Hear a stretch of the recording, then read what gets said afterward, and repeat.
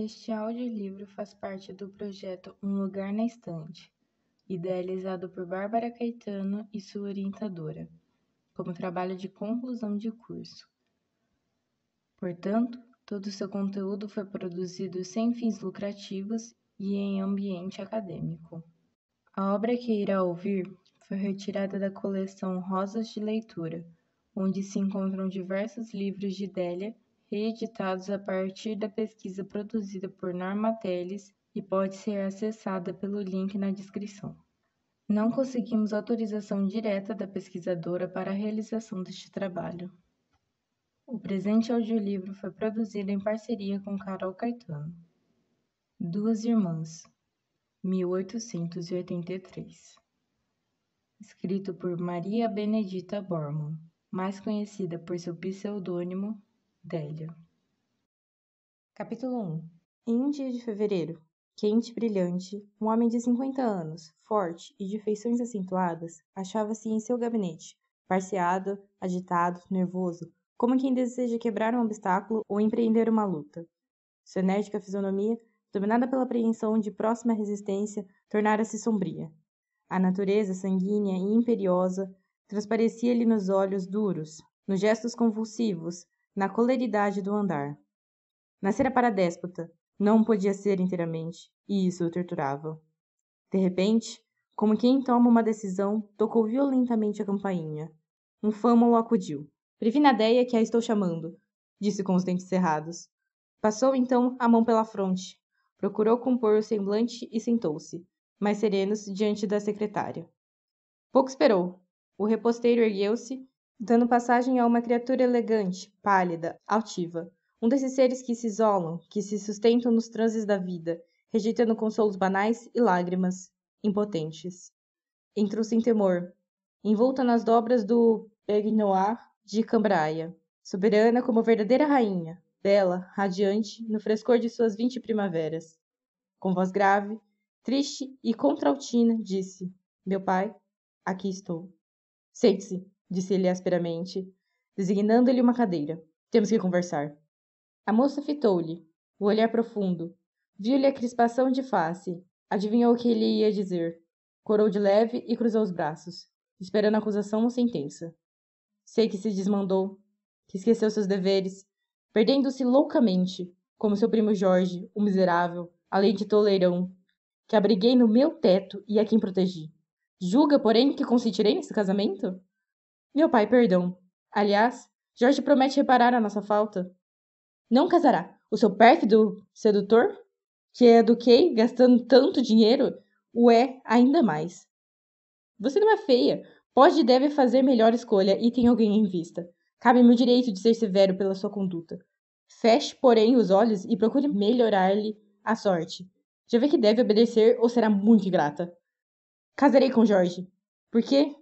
Nos amamos e porque só a ele poderia pertencer, disse ela com ímpeto.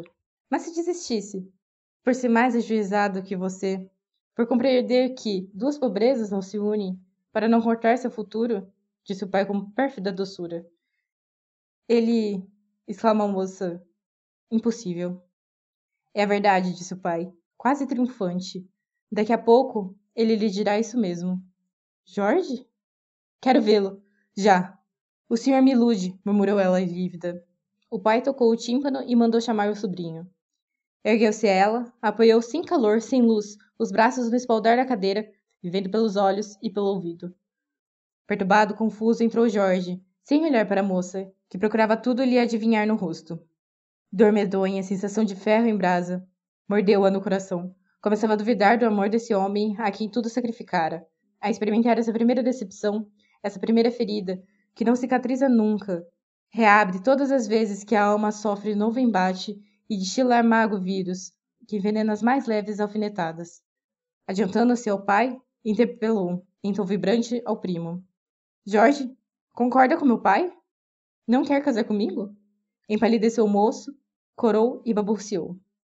Sim, meu tio tem razão. Somos pobres. Eu não a cercaria do bem-estar que merece. Pode ainda fazer um bom casamento e estimo-a bastante para desejar a sua felicidade. E não a estorvar. Vendo que a moça não o interrompia, criou alguma coragem e prosseguiu com mais calor. Esqueçamos o passado. Foram criançadas. Quanto à minha indiscrição, nada receie. Poderá viver tranquila e respeitada. Querer-lhe-ei como uma irmã. Enquanto ele falava, sentia Déia a razão vacilar no cérebro. Seria sonho ou realidade? Pois aquele ente desprezível, egoísta e que, sem dúvida, mirava algum interesse, fora o homem a quem votara afeição fraterna, afeição que se fundira lentamente em sentimento ardente e avassalador? Quisera estar sonhando e, baixinho, como sob a ação de atroz pesadelo, seu coração bradava, trêmulo. Meu Deus, faz-me despertar. Era verdade. Ante si tinha a vil palidez do amante, sem afeto, sem decoro, sem generosidade, do homem que a desonrara, seduzido pela sua beleza, deixando-a depois inútil, despedaçada. Fugira como indigno ladrão que, ao roubar cintilantes pedras, esquece do pó da estrada e mimoso escrínio que as aguardava. Era verdade. O objeto pai quase sorria, regozijando-se sob a sua angústia, em bárbara volúpia, bebendo as lágrimas amargas do seu doído coração, vendo mentalmente o desmoronamento de todas as suas ilusões e esperanças. Fustigaram-na como um látego a baixeza de um e o sarcasmo do outro. A altivez sufocou a dor. Com a face mármorea e os negros olhos tempestuosos, dirigiu-se ao primo. O senhor é um miserável. Nunca mais, ouviu? Me dirige a palavra. Morri para o senhor, ou então morreu para mim. Eu o desprezo. Empalideceu o moço. Compreendera quanto merecia aquela despedida e sentiu uma espécie de pesar. Habituara-se à grandeza daquela alma que o repudiava depois de o haver acariciado tanto tempo. Curvou a fronte e saiu.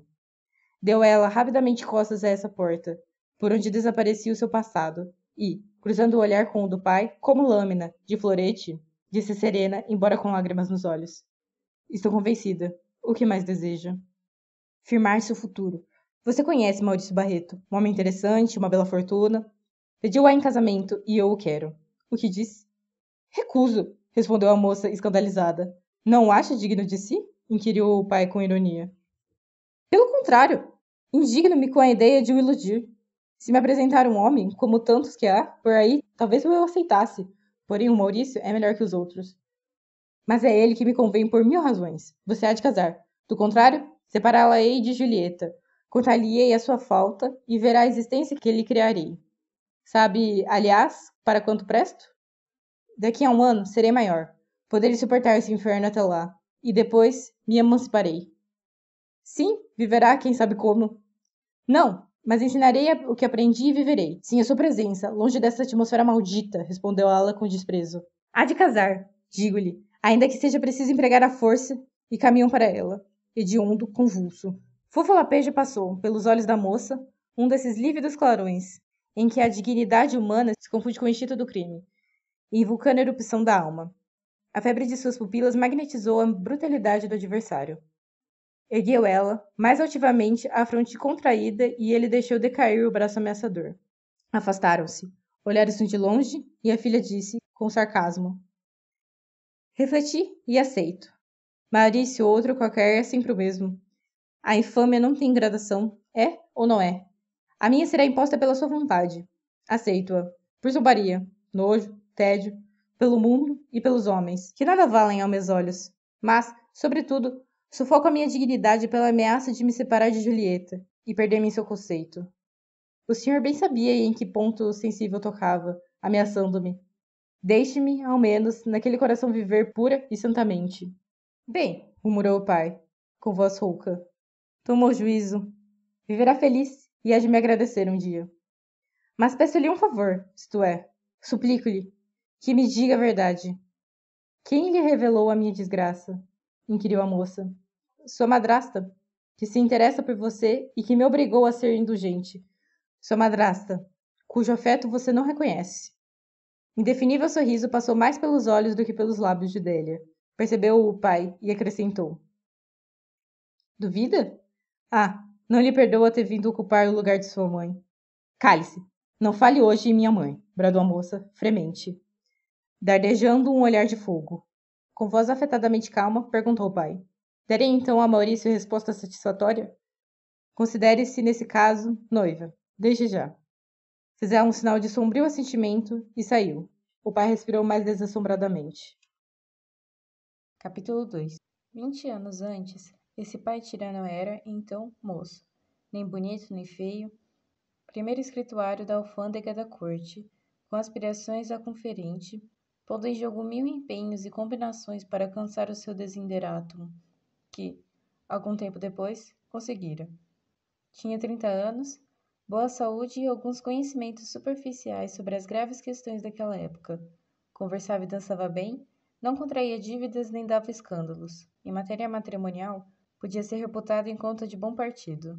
Também o papasse de filhos disponíveis pledejavam em torno, em ridículas umbaias, e Carlos de Araújo vi-se realmente embaraçado em escolher a soirée que devia honrar com sua presença tal a profusão de convites.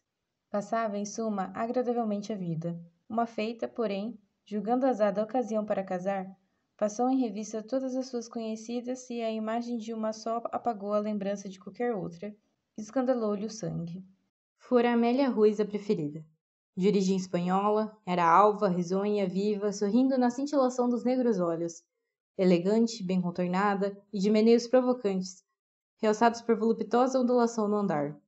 Ela amou, com a ternura da sua natureza apaixonada e altiva, ao passo que era desejada por ele, com a impetuosidade de um temperamento sanguíneo e brutal, sem tauro a querer a posse de uma sílfide. Na intimidade, Amélia cedo compreendeu que o marido a apreciava tanto quanto as atrizes e cocotes.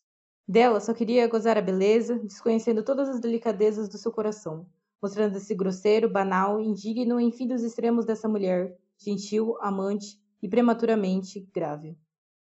Sentindo-se mãe, exultou de alegria. Consagrou-se ao pequenino ser que trouxera em si. Beijou a filha, chamando-a Diana. Esqueceu ao seu tépido contato as decepções do casamento. 2 anos depois, outra rolinha veio juntar-se à primeira, e com elas dividiu seus sorrisos e carícias. Diana e Julieta eram seu horizonte, a sua alegria e o seu consolo. Embalando-as, vendo-as rolar, rosas e alegres, pelo tapete, sorria docemente, bendizendo-as e tecendo em sua pura imaginação um ameno futuro para esses querubins, que o céu lhe confiara. Amou-as com instinto materno, com o ardor de imensa ternura refreada com todos os ímpetos de sua juventude. Amava-as igualmente, enquanto amamentava uma, afagava os cabelos da outra, falhando-lhe, aguçando-lhe a curiosidade, despertando-lhe a inteligência. Um dia, banhando Diana, com a paciência e alegria que sentia em tratá-las, enxugou-a, enfiou-lhe a camisinha rendada, cheirando-a a jasmim e colocou-a no alto de um móvel, sobre almofadas, voltando-se a ocupar-se com a outra. Era meio-dia, a claridade enchia o aposento, iluminando a gentil miniatura, ofuscando-a mesmo, pois Diana franziu o sombrolho, brincando com os botões de seus sapatinhos. Olhou-a a mãe, dirigindo-lhe uma pergunta, e quedou-se surpresa, encantada pela graça senhoril daquele entezinho. Oh, meu anjo, minha Déia, é assim que te chamarei. Ouviste, Déia, Diana? Enviando-lhe um beijo na ponta dos dedos, Déia lhe sorriu, imitando assim o gesto que a mãe fazia muitas vezes. Daí em diante, tomou esse nome que bem lhe quadraria. Amélia as viu crescer, sadias, meigas, dóceis, cedo lhes ensinou a ler, amenizando com beijos e promessas o tédio desses primeiros ensaios. Eram inteligentes, queriam agradar-lhe, por isso aprenderam depressa. Sensata, instruída, guiou-se até a certa idade. Então chamou professores, assistindo às lições, interessando-se por tudo, premiando-as quando mereciam, zangando-se ao faltarem a qualquer dever. Não ia aos teatros e divertimentos, sem primeiro as fazer estudar. Antes de adormecê-las, ouvia-lhes as orações que lhes ensinava, elevando-lhes a alma às puras e doces regiões da fé. E era moça bonita, desiludida e cortejada. Ao voltar dos teatros e das reuniões, fatigada, esquecendo as palavras sedutoras e ardentes que, porventura, lhe haviam dirigido, encaminhava-se para o aposento das filhas e contemplava-lhes o tranquilo sono, semelhante ao que dormira em sua infância. Sentia-se então leve, calma, e unia as mãos murmurando: meu Deus, deixai-as dormir sempre assim. Santa criatura, as 2 imaculadas rolas lhe enchiam a vida, apagavam a imagem do indigno marido, livravam-na do desespero e salvaguardavam-na do mal, desprendiam-na da terra, elevando-a acima do pau. Esses frágeis bracinhos roliços, cadeia de carinhoso arminho. Carlos de Araújo respeitava essa idolatria materna e, por vaidade, não fazia observações sobre a educação das filhas, cujos professores pagavam de boa vontade. Bem depressa, as meninas compreenderam o que havia entre os pais. De um lado, resignação, do outro, grosseria. Adoraram a mãe e sentiram afastamento pelo pai. Amélia leu-lhes na alma, apertou-as ao dorido seio, procurando atenuar a má impressão que haviam recebido. Foi inútil. Elas sorriam ao pai somente quando o viam menos rude para com a mãe. Atacada de uma afecção pulmonar, Amélia chamou o médico e seguiu escrupulosamente o que este prescrevera, temendo deixar as filhas, em tão tenra idade. Junto a elas enclausurou-se, gozando de suas presenças, deleitando-se com seus sorrisos e carinhos, despedindo-se a todo momento desses pedacinhos ao seu ser. Vendo-a abatida, a murchar lentamente, fugindo aos seus bestiais transportes, Carlos se crescia de irritação contra a mísera e a maltratou-a ainda mais. Para que escrúpulos com a mulher inútil que se finava? Com a perspicácia das crianças que assistem, desde muito cedo aos tristes dramas domésticos, as meninas, que adivinharam intuitivamente a brutalidade paterna, sofriam agora ainda mais e de modo diverso. Deia lançava ao pai um olhar repleto de indignação. Julieta chorava em silêncio. Ambas acercavam-se na mãe, como para a protegerem. Durante 3 anos, Amélia lhes deu o exemplo pela maior resignação e ternura. Nunca seus lábios murmuraram uma queixa contra o marido. As filhas de sua alma, porém, liam-lhe os pesares do brando coração amargurado e, ao algoz dessa adorada vítima, não perdoavam. Mantinham-se junto ao leito da moribunda, sempre solícitas, ouvindo-lhe os conselhos, gravando-os no espírito, beijando e enxugando-lhe as lágrimas. E, quando o frio mortal para sempre enregelou aqueles carinhosos braços que as vinham embalado, ergueram as frontes febris e, no auge do desespero, cerraram-lhe as pálpebras. Uniram-lhe as mãos, mas sem pavor, nem pueril receio do contacto da morte. Tinha Deia 14 anos e Julieta 12, mas a dor lhes dera a gravidade de outra idade, fazendo-as padecer, recordar-se e refletir. Velaram a querida mãe, contemplaram-na quanto possível, beijaram-na loucamente e viram-na partir, encerrada naquele caixão luxuoso e estreito de onde não sairia mais. Então, sentiram-se verdadeiramente sós, sem ninguém. Capítulo 3. Tomou Deia o governo da casa, continuando a instituir-se e cuidando da irmã. Estudavam com o mesmo ardor de outrora, pois sabiam que assim satisfaziam os desejos da mãe. Bastava-lhes essa ideia para incentivo.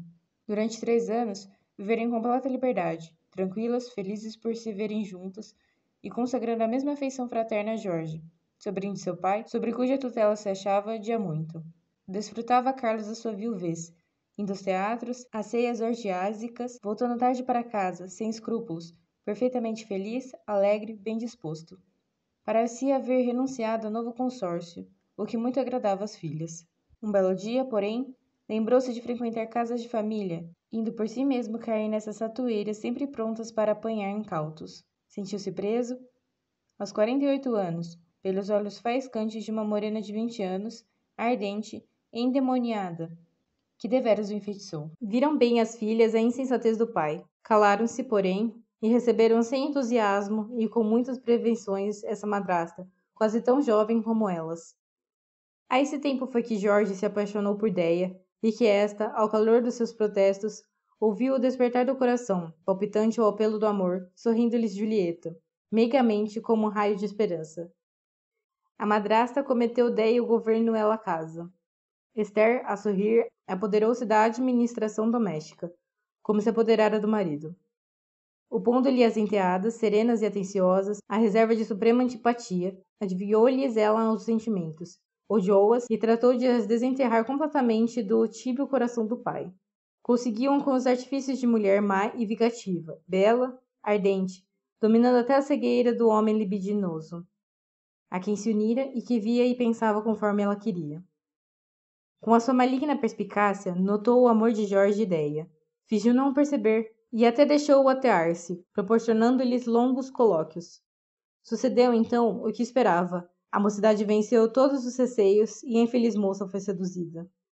Tendo certeza desse resultado, conhecendo a ambição do marido quanto aos futuros genros, enamorada de Jorge e querendo vingar-se da repulsão das enteadas, revelou a Carlos a falta de Deia. induzindo-o a perdoar-lhe, a demonstrar a Jorge a loucura de uma união entre dois entes pobres e a aproveitar o ensejo de satisfazer o pedido de Maurício Barreto. Jorge, fraco, sem caráter, digno sobrinho de seu tio, achou muito acertadas as observações de Carlos. Concordou com tudo, visto poder assim se livrar da responsabilidade, e já que o pai fechava os olhos, para que ter mais escrúpulos? Demais, aparecia-lhe Esther, tão formosa, tão provocante. Saberia compensá-lo, bem da forçosa perda de ideia, quanto ao despeito desta. Via-o em breve desvanecido, pois casar com um belo moço e desfrutar uma fortuna não lhe parecia nenhum exílio na Sibéria. De dedução em dedução, chegava às vezes a persuadir-se de que contribuíra para a prosperidade da prima. Tal era a lógica dos depravados. Tinha 25 anos esse previdente rapaz, uma constituição robusta e uma consciência endurecida ou encoraçada. Despachante da alfândega, trabalhava porque precisava do dinheiro para satisfazer seus vícios. Do contrário, viveria em absoluta ociosidade. Como pudera Déia, essa alma fidalga, amar semelhante nécio? Míseras do coração, indignidades inconscientes. A mulher, quando estremece, empresta ao ente amado todas as virtudes e grandezas humanas, e funda nessas quimeras as suas esperanças e ilusões. Ao despertar, ferida pelo ingrato, não só lhe desapareceram essas belas qualidades imaginárias, como também a entidade que as personificava.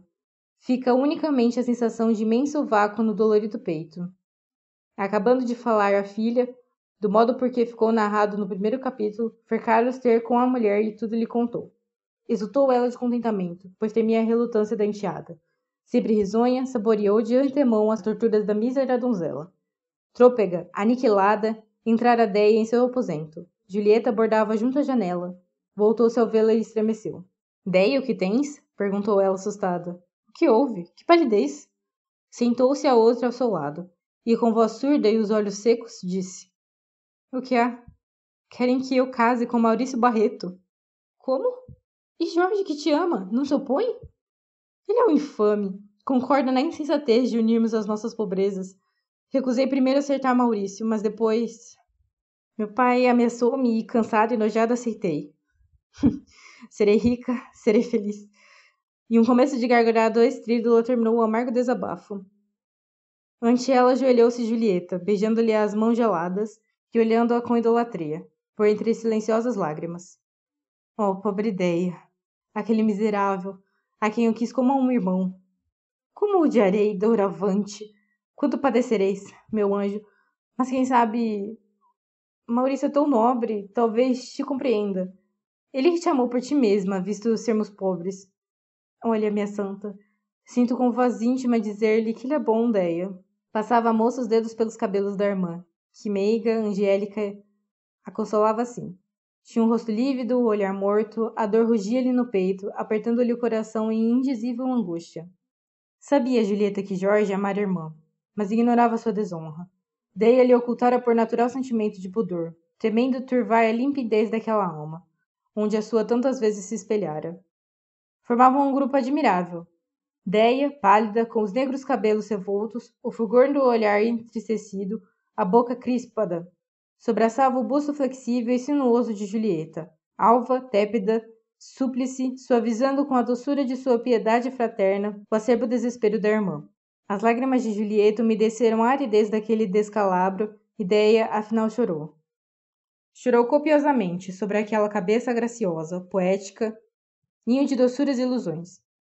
Embebedeu-lhe os cabelos com um amargurado pranto, ignorando o contágio fatal das grandes desventuras, inoculando-lhe assim o fermento de inconcebíveis dores. Chorou muito, afastou depois a irmã, beijou-a com frenesi. Nos olhos, na boca, no colo, dizendo: Nunca mais chorarei, Julieta. Erguendo-se, banhou o rosto, tornou a pentear-se, vestiu-se e, serena, mostrou-se ao jantar. À noite, apresentou-se Maurício e, dirigindo-se a Déia, disse comovido: Agradeço-lhe a felicidade que me dá e provalhei-lhe-ei minha gratidão, toda a vida. A moça corou e teve ímpetos de tudo revelar a Maurício, mas a lembrança de Julieta lhe cerrou os lábios, tentando então sorrir, eleou-se e cumprimentou o noivo. Capítulo 4. Daí a 3 meses é que o casamento se devia realizar. em maio, na estação das rosas e dos amores. Durante esse tempo de espera, mostrou-se Deia cortês, amável, ouvindo com atenção a conversa do noivo, sempre instrutiva e agradável. Todos os dias lhe enviava ele um mimo, uma lembrança, uma prova de que nela pensava. A moça tristemente recebia esses dons, que a faziam violentar-se ainda mais. Era Maurício filho único, de abastado negociante. Formara-se na faculdade de São Paulo, viajara muito pela Europa, instruindo-se sempre e desfrutando do que sua fortuna lhe proporcionava. Voltou ao Brasil, perdeu o pai e, tendo recebido a herança, entrou na administração de seus bens, passando a viver de suas rendas. Chegara aos 30 anos, tendo gozado sabiamente de tudo, conservado o coração ileso e recusado unir-se a mulheres que lhe indicaram para consortes, e a quem não amava. Foi Déia o seu primeiro amor, e nele expandiu todo o ardor do seu natural concentrado. Era o homem talhado para aquela mulher, caráter leal, reto, generoso, aureolado por distinta aparência, maneiras irrepreensíveis e fisionomia varonilmente bela. Alto, musculoso, elegante, olhos vivos e negros, cabelos escuros, franco sorriso, fino bigode sedoso, queixo forte, denotando pertinácia, mãos e pés pequenos. Déia o teria amado, se houvesse conhecido antes da catástrofe, que despedaçara sua vida em ilusões. De-se-ia nascidos um para o outro, suas almas gêmeas se teriam fundido em doce enlace. Mas há na vida duras fatalidades, que tudo separam e despedaçam. Quisera Maurício vê-la mais expansiva, perceber um lampejo de ternura, um arrobo feminil naqueles olhos profundos. De tudo, porém, se consolava. Tudo esquecia ao contemplar-lhe a misteriosa e tocante beleza. Além disso, demasiado a amava. Seu infinito afeto emprestava à moça uma reciprocidade imaginária, que lhe parecia abafada pela natural reserva dela e pela presença de Esther. Efetivamente, a madrasta estava sempre à sala, temendo a revolta de sua vítima. Inútil receio. Déia manteria sua palavra, afrontaria o desconhecido, obedecendo apenas aos ímpetos de sua natureza, seguindo cegamente o que lhe dissera a reta consciência. Raiou o dia 3 de maio, esplêndido de sol, de frescura e azul. A natureza sorria nas flores, no ar, na luz. Na atmosfera corria magnético fluido, predispondo ao bem, ao riso, ao amor. Déia acordou cedo e desceu ao jardim. Passeou lentamente pelas alamedas, ouvindo, distraída, o chiurar dos passarinhos. Pensava na mãe e na infância. Como tudo passara tão rápido, deixando-lhe viva a saudade. Se a mãe vivesse, quão diverso seria o seu futuro. Quão diverso fora o seu passado. Sentou-se nos bancos rústicos, onde tanta vez cismaram suas ilusões de moça. Divagou pálida, serena, sem lágrimas, sem que o adorável rosto traísse seus pesares. Voltou ao quarto, quando Julieta despertava, dando-lhe o primeiro sorriso. Abraçou-a longamente, espalhando sobre ela as flores que maquinalmente colhera. À tarde, efetuou-se o casamento. Muitos carros, muita gente à porta da igreja. Lembrou-se o padre de fazer uma prédica, louvando a grandeza do matrimônio, seus doces deveres e suas incalculáveis compensações. Linguagem vulgar, assunto abstruso, tíbia convicção. Causava sono e tédio aos náufragos do dito sacramento. Embalava as ilusões das meninas causadoiras, servia de zombaria aos rapazes saturados de cancãs e obrigava alguns chefes de família a uma atitude ridiculamente hipócrita. No dizer do bom do padre, o casamento era a síntese da bem-aventurança. Parodiemos a frase de Jesus. Perdoai-lhe, Senhor. Não sabia o que dizia. Era padre. Estava livre dessa medonha conscrição, mais desastrosa em seus resultados do que a guerra, onde, aliás, se perde um braço, uma perna e mesmo a vida. Suportando os convencionais abraços, Déia chegou até a madrasta que, tentando enlaçá-la, encontrou no braço da enteada uma rigidez que a obrigou a afastar-se, recebendo apenas um forte e nervoso aperto de mão com o qual a moça quisera poder despedaçar o seu destino e a mulher que o criara. Chegando à casa, as convidadas solteiras reclamaram cravos e flores de laranja. Déia lhes deu em profusão. Mais tarde, pedindo-lhe Julieta um botão, a queixar-se de ter sido esquecido, empalideceu Déia e disse, com certa impaciência, chegando vivamente ao seio. Não te quero dar o que dei a todas. Toma meus beijos, e beijou-a, com frenesi. Estremeceu Julieta, sem saber por quê. E megamente sorriu aquela irmã, tão linda, a quem obedecia sempre, sem replicar. Capítulo 5. Às 11h30, Déia e Maurício desapareceram. Passando indiferente pelas salas bem adornadas e pelos aposentos magníficos, a moça, ao entrar no boudoir, feito de seda, dourados e tapetes, Despediu a criada e deixou-se cair no divã. Volveu a olhar em torno. Tudo lhe parecia festejá-lo em carinhosa saudação. A ternura e o apurado gosto de Maurício transpiravam naquele encanador retiro, que em fim da tristeza lhe conturbou o ânimo.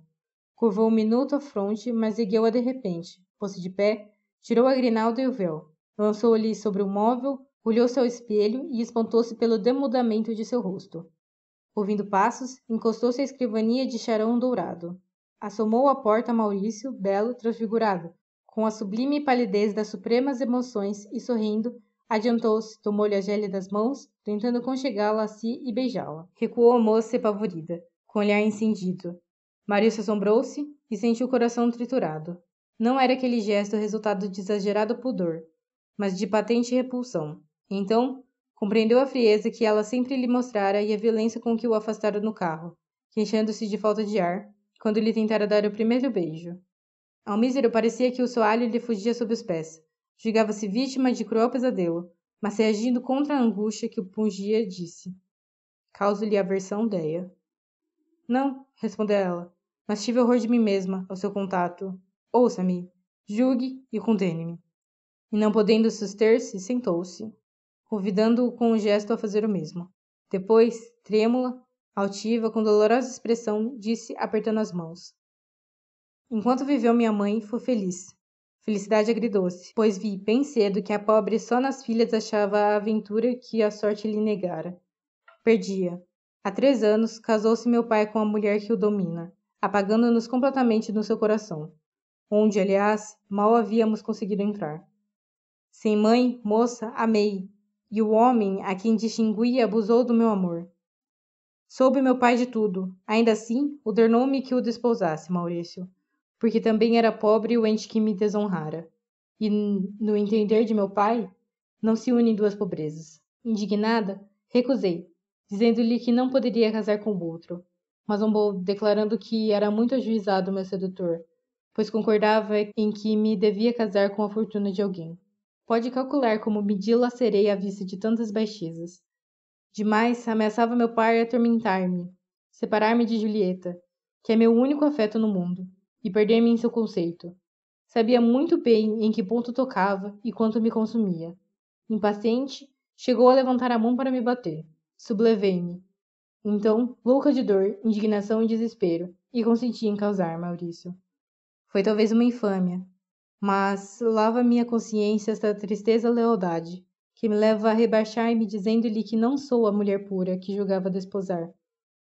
Pronto estou a sair do seu teto para viver parcamente, lecionando em qualquer província, onde ninguém me conheça.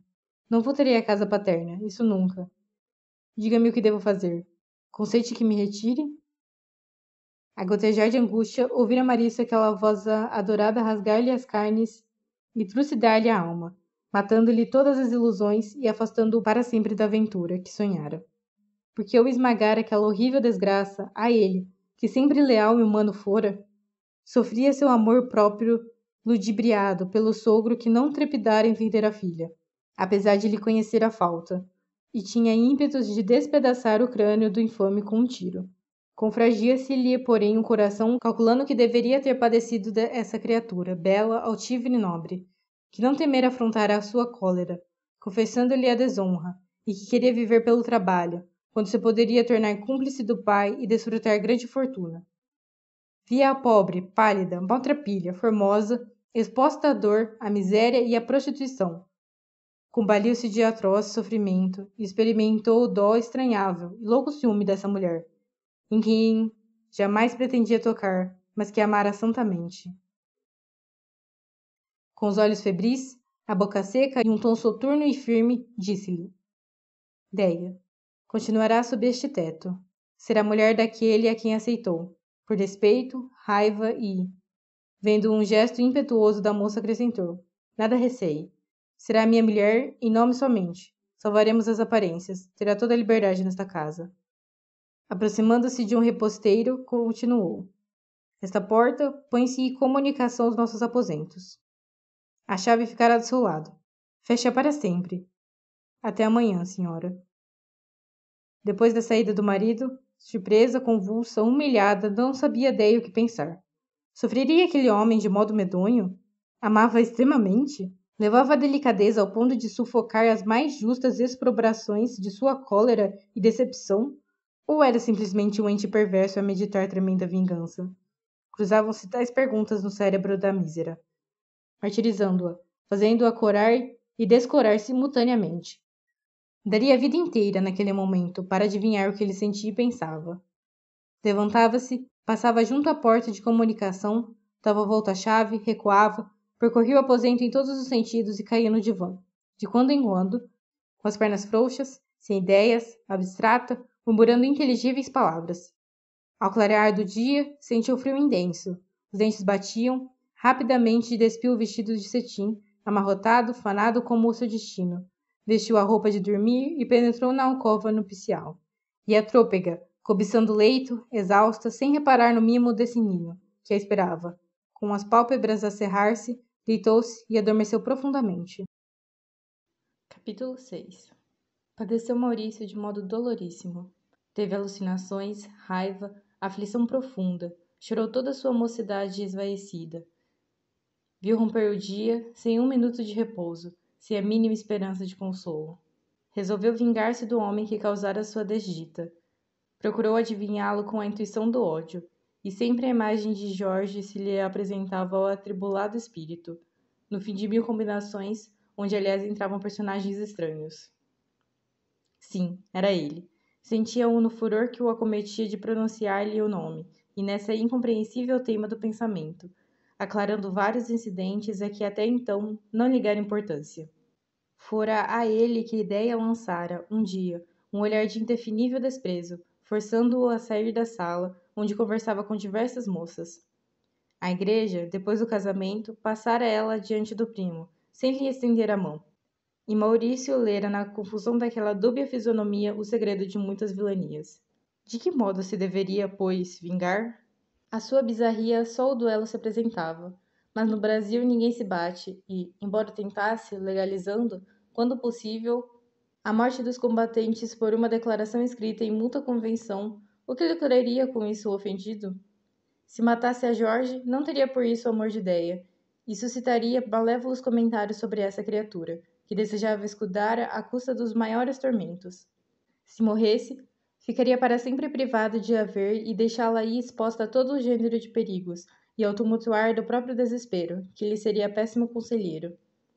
E, por muito a amar, era ainda forçoso sacrificar-lhe o seu justo ressentimento e a satisfação do seu ódio. Oh, amor a quantas obrigas! Resignou-se em conclusão a abafar os gritos da dignidade ofendida e chorou amargamente.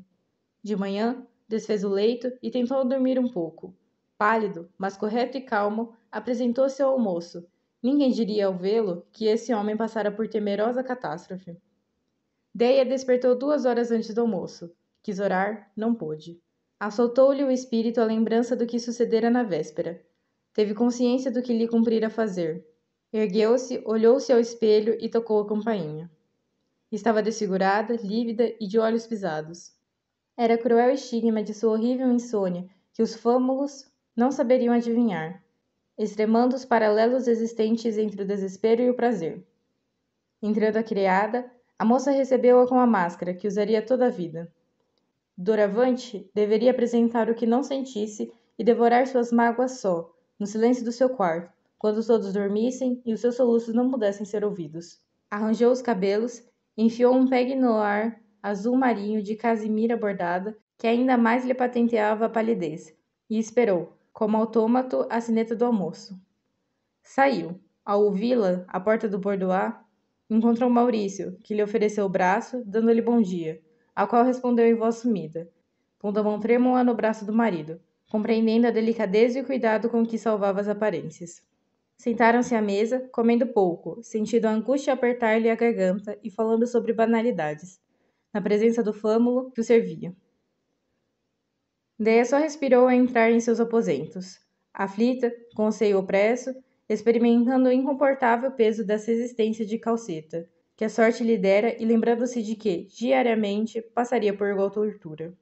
E assim aconteceu. Alguns dias depois, Maurício a convidou para ir ao teatro. Entrou no camarote, pálida, linda, Todos a contemplaram. Ela corou pelo seu luxo, pela atenção que despertava, pela aparência de ventura que lhe era imposta. Tinha sofrido, vestindo essas custosas roupas, adornando-se com essas joias, sentindo-se arrebatada pela magnífica parelha de azalões, olhando a seda mauve que forrava o elegante coupé e que a achava fúnebre, porque tudo isso lhe vinha do marido, para quem era uma estranha, porque essas comodidades lhe pareciam uma usurpação e a humilhavam. Muito recebia e nada havia dado. Também assistiam ao espetáculo o pai, a madrasta e Julieta. Foram vê-la no primeiro intervalo.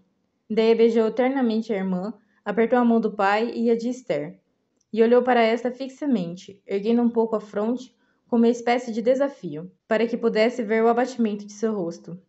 Adivinhando o pensamento da madrasta e, mostrando-lhe o semblante martirizado pelas vigílias, queria demonstrar-lhe que conseguira iludir o marido que ela lhe dera.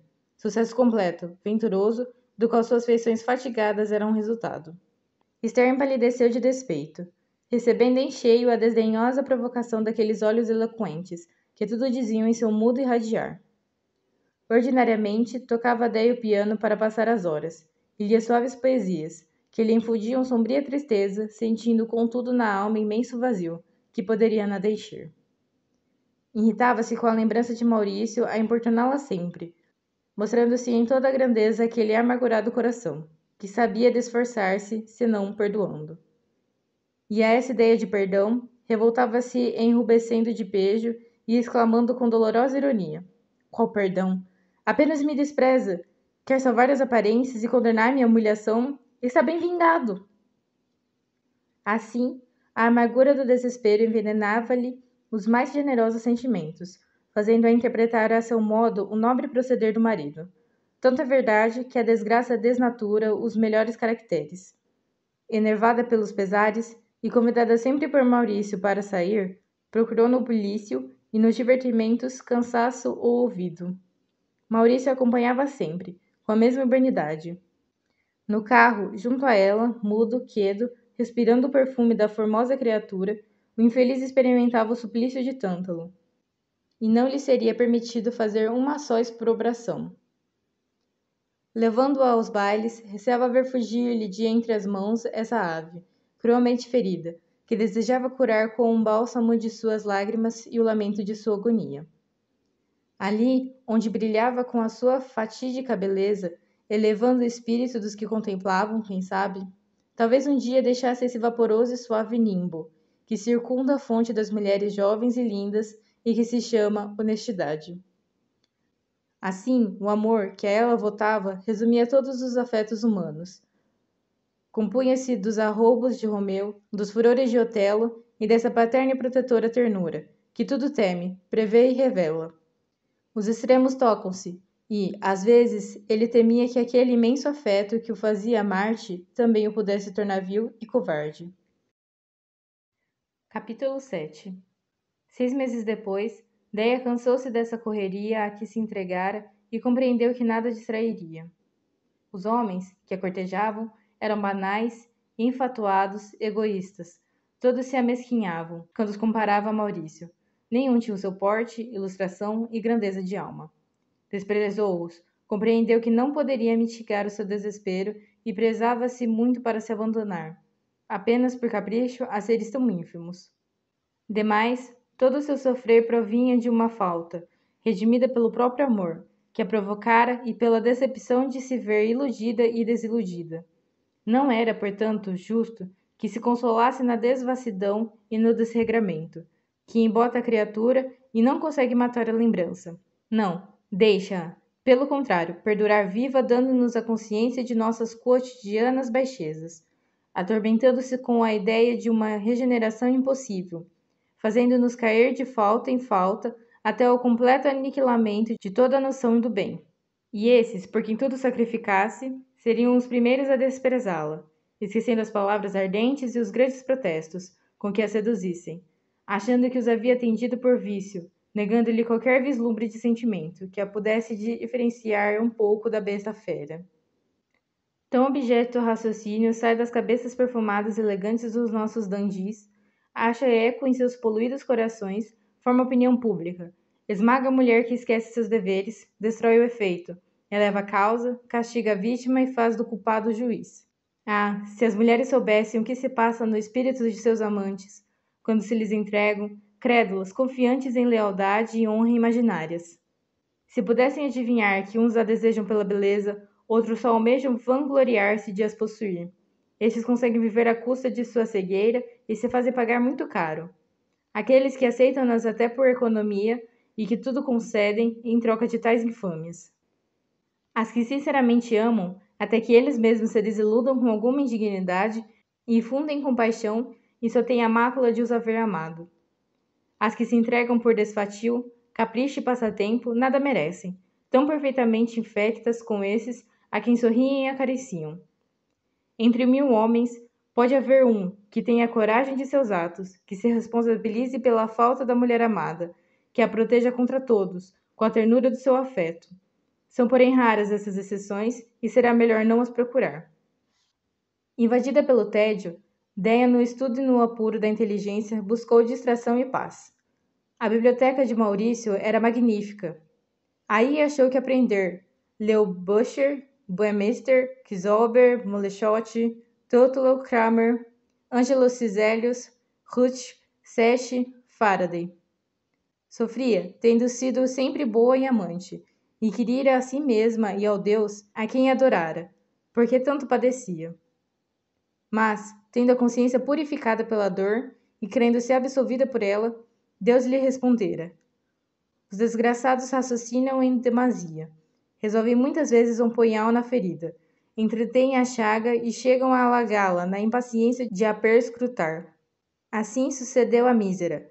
Tanto interrogou, tanto deduziu, que duvidou desse Deus, tão mudo, que a tibieza da sua fé tornava inexorável.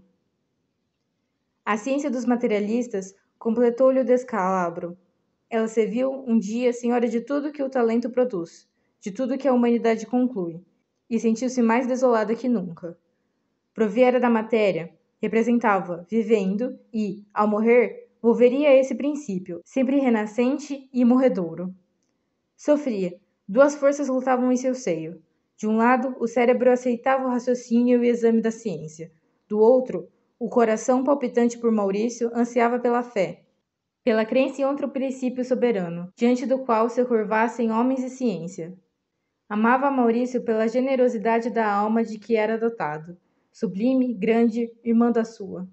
Amava-o, como se pode amar outra porção do nosso ser, destacada do nosso organismo, e onde temos a certeza de tudo encontrar, deliciando-nos. Amava-o com o desespero de o haver perdido para sempre na vida, e sem que nada lhe prometesse no futuro essa sabedoria, que lhe enchia o cérebro. Maldita ciência, que tudo provas, que tudo matas. Pálida, febril, curvava-se sobre os livros, querendo impregnar-se das ideias desses homens fortes que pareciam afirmar o que escreviam. Dolorosamente, meditou sobre essas palavras de Büchner. Por que teriam as noções religiosas que designam a Deus como o ser eterno e infinito mais privilégio que as da ciência? Pode a concepção dos naturalistas ser menos audaz que a sombria imaginação dos padres, cujo furor inventou a eternidade do inferno? Comentava depois Burmeister. Tudo quanto disseram do fim do mundo é tão vago como as tradições da sua origem, inventadas pelo espírito dos povos em sua infância. A Terra e o Universo são eternos, porquanto a eternidade é uma qualidade inerente à matéria. Porque há alterações no globo, o homem, cujo espírito não está esclarecido pela ciência, julga-o limitado e passageiro. Faraday.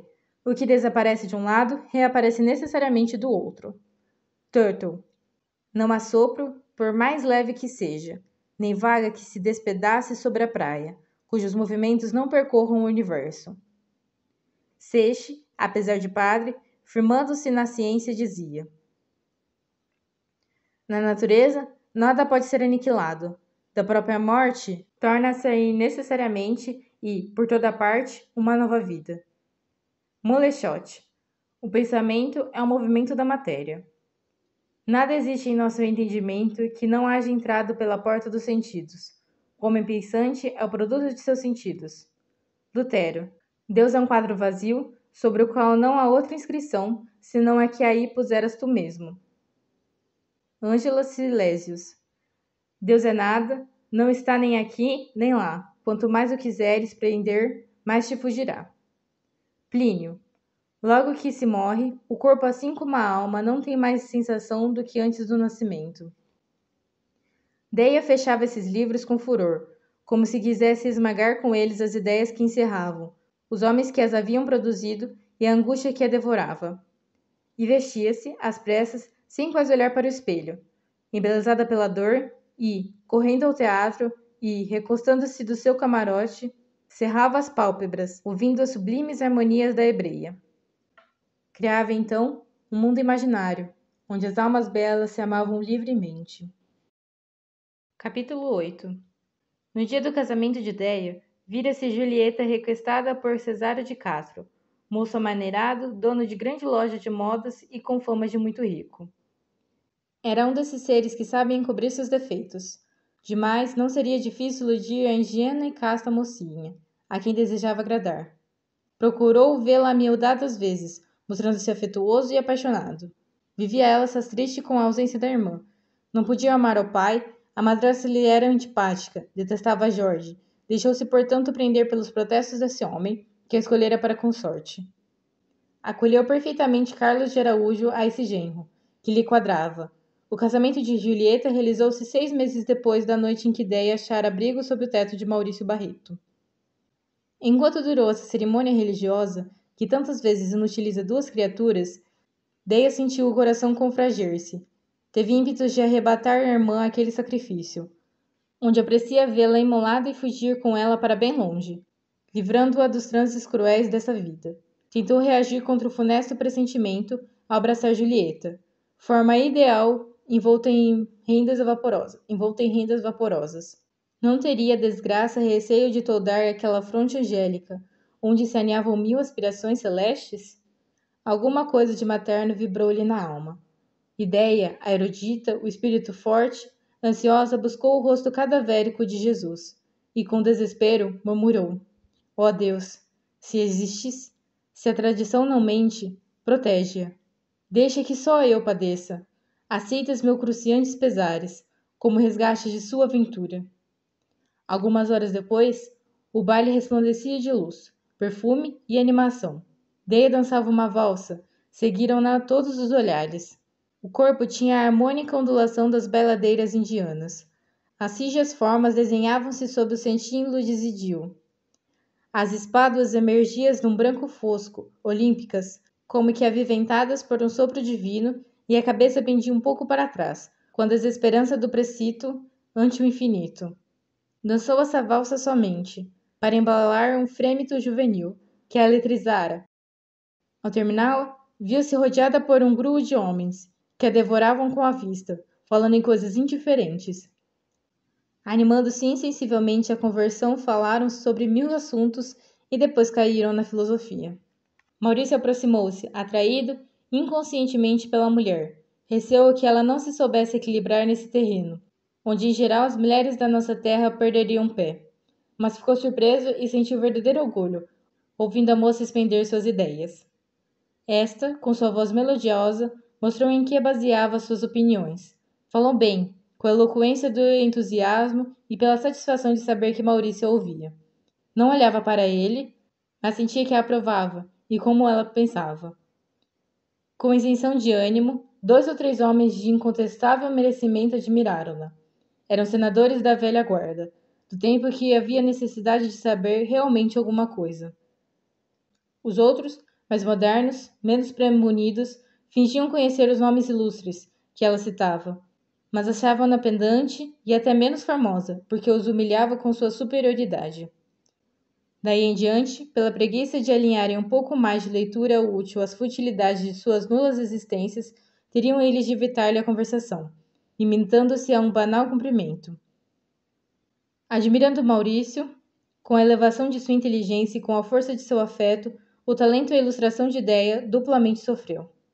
Essa adorável mulher tinha então mais esse mérito, muito subido e apreciável a seu ver. Podia discutir com ele e caminhar além, até onde chegou a ciência moderna. Entretanto, continuaria como se lhe fosse uma estranha sua convivência. Pouco depois, Esther, ralada de inveja pelo esplendor da beleza de Déia, passou de braço com Maurício, por junto a ela e sorrindo lhe disse: Déia, não tenha ciúmes. A moça empalideceu, ergueu-se e replicou, baixando a voz: Não posso ter ciúme do que está ao alcance de todos. E tomando outra direção, deu-lhe as costas. Esther ficou lívida e desejaria estrangulá-la, com suas mãos nervosas. Maurício fingiu não ter ouvido o que dissera sua mulher, notando que a voz adorável sibilava, quando falou à madrasta. Inquieta, sentindo o ciúme atormentá-la apesar de sua negativa, a moça aproximou-se de uma grande cesta de flores e amarrotou-as, fremente, murmurando. Quererá essa mulher roubar-mo, depois de mo haver posto? Será sua missão arrebatar amantes e maridos alheios? Pouco depois, estava Maurício ao seu lado, fatalmente atraído, e o Nécio lhe dizia: Fazem inveja, o doutor anda aqui e ali e volve sempre para a senhora. Ambos coraram. Maurício prontamente readquiriu a calma e respondeu com seriedade: O meu procedimento é muito natural e, à vista de Déia, tudo explica. Ela sentiu o íntimo tremor agitá-la em dolorosa delícia.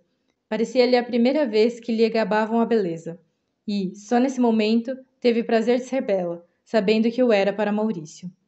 Sorriu de modo inefável e ousou olhar para o marido, sem recear que o julgasse tolamente vaidosa. Ouço o tempo havendo decorrido que demonstrara quanto era diferente das demais mulheres, pela elevação de seu espírito. Ele retribuiu o sorriso, mas a mísera lhe adivinhou a pungente tristeza e compreendeu que fora de simples formalidade. Profunda melancolia abateu-a. A imaginação, essa alada filha do céu, não teve mais ânimo de se elevar aos mundos fantásticos. Absorta em amargura, a moça ouvia a música da sala próxima. Ao entrar no carro, os cavalos espantaram-se. Ela teria caído se Maurício não a arrebatasse com ímpeto nos braços musculosos. Déia, de olhos fechados, tremia, não de susto, mas de indefinível emoção, palpitante ao contato doente, que a protegera. Teve a Maurício apertada no peito, até que os animais fizessem a volta, domados pela força do cocheiro.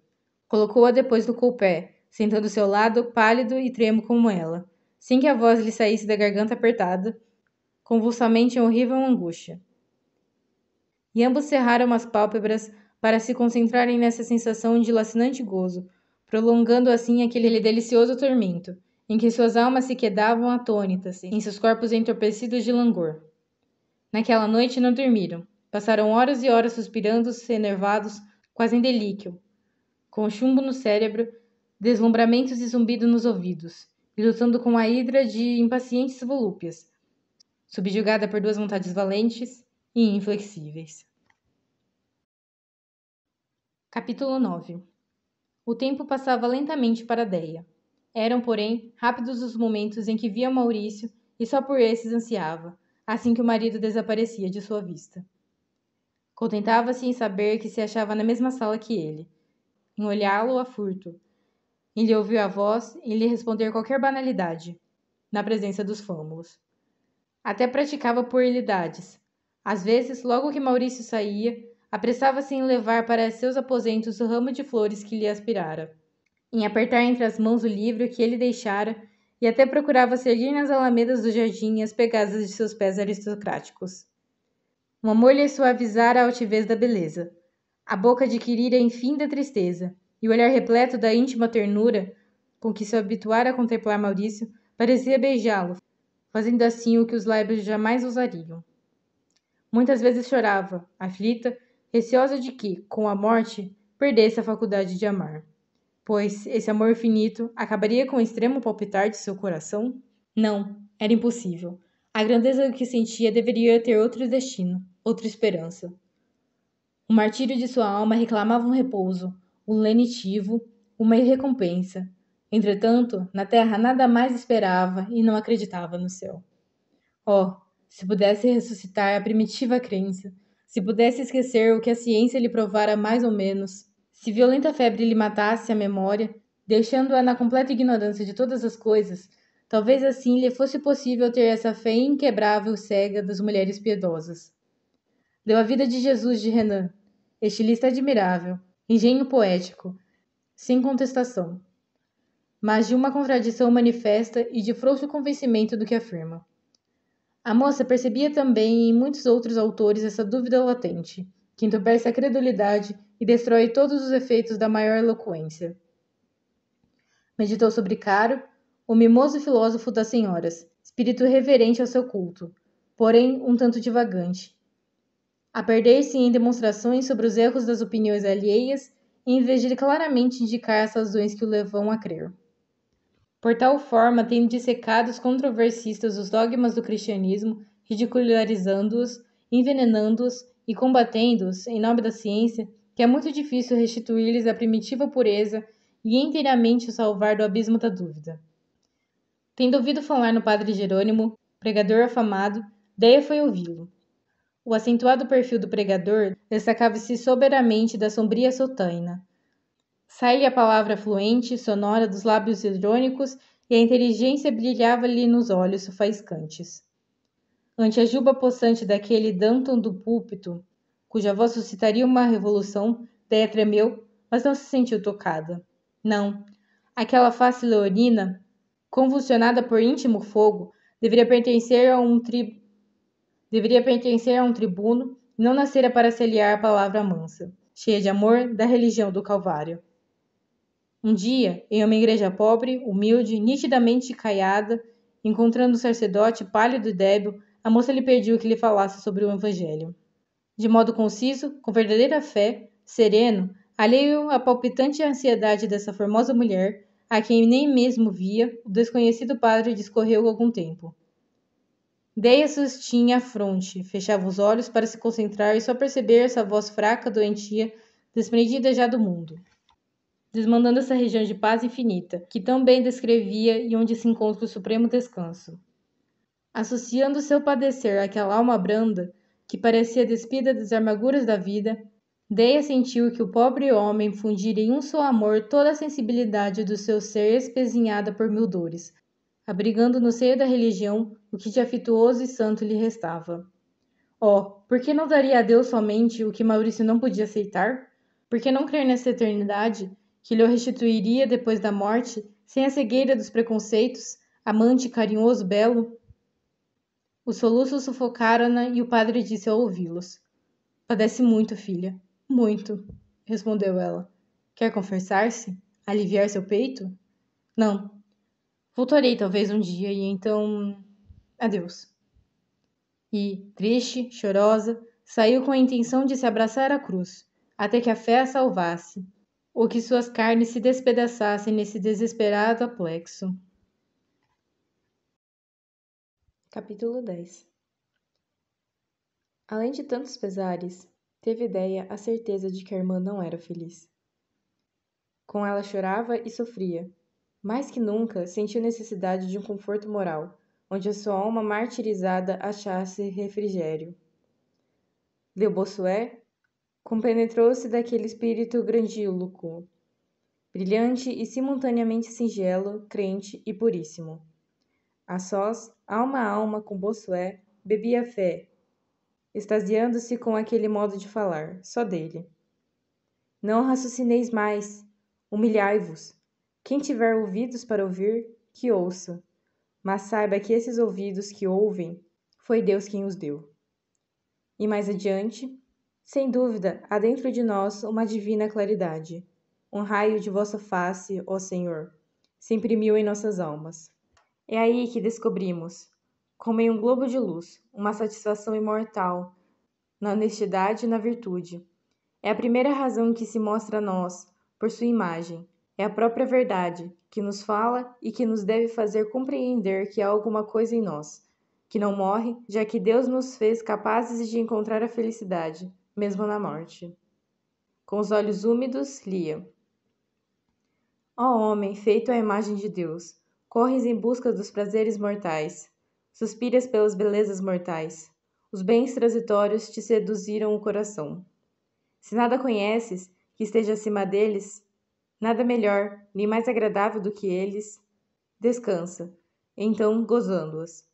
Mas, se tens uma alma esclarecida pelo raio da inteligência divina, se, seguindo esse pequeno raio, podes subir até ao princípio, até a origem do bem, até o próprio Deus, se pode conhecer que ele existe e que é infinitamente belo, infinitamente bom, que é a suprema beleza e a suprema bondade, como poderás viver sem o amar?